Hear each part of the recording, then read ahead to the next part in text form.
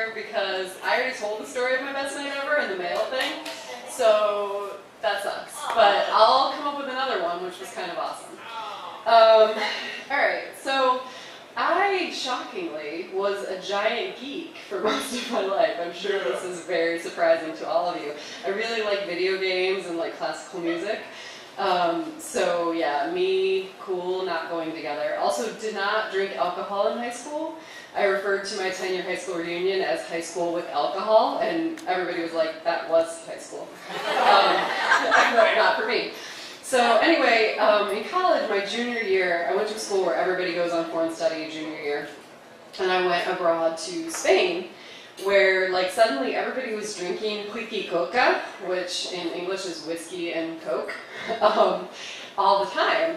And I got into this crazy habit of like, I guess this is kind of called alcoholism, drinking like an eighth with one of my girlfriends who like, admittedly I'm hippie now, but at the time I was like 5'10", 120, and also so was she. So that's like a solid dose of booze, and we'd do that like 5 nights a week.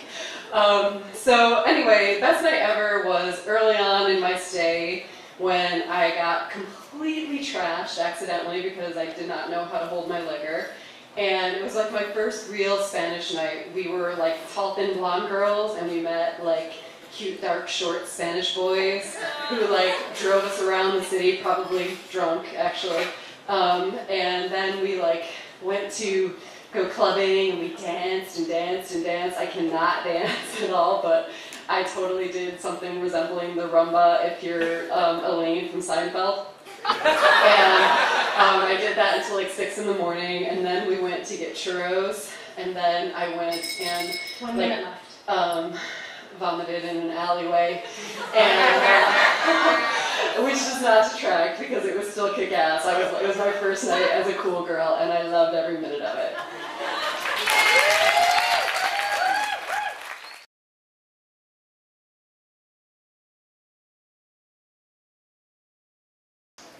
Alright, so I'm slightly obsessed with music. I spend a lot of my free time looking online for new music, new bands. I love the Philadelphia local scene.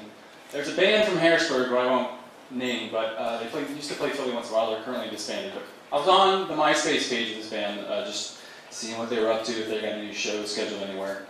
And I happened to end up on the lead singer's personal MySpace page.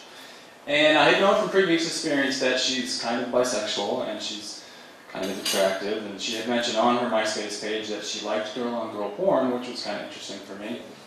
She had her own blog, and aside from being a good songwriter, fabulous singer, she's just an interesting writer. She's fun. It's fun to sort of follow along and get little glimpses of her life. She mentioned at one point that she was from, I think it said her hometown was Oberlin Park, Pennsylvania, or something like that. And I know of Oberlin, Ohio, is where Oberlin College is. But I didn't know there was an Oberlin town in Pennsylvania. So I looked it up, and it turns out most, if not all, of the other Oberlin towns, there's one in Kansas, there's one somewhere else, were all named after the same guy that Oberlin College is named for, or they were named after the college itself. And it turns out, after a lot of digging, I found out that the guy that Oberlin College was named after, his name is Johann Friedrich Oberlin. He's from Germany, and he never actually had any association with anything to do with the college.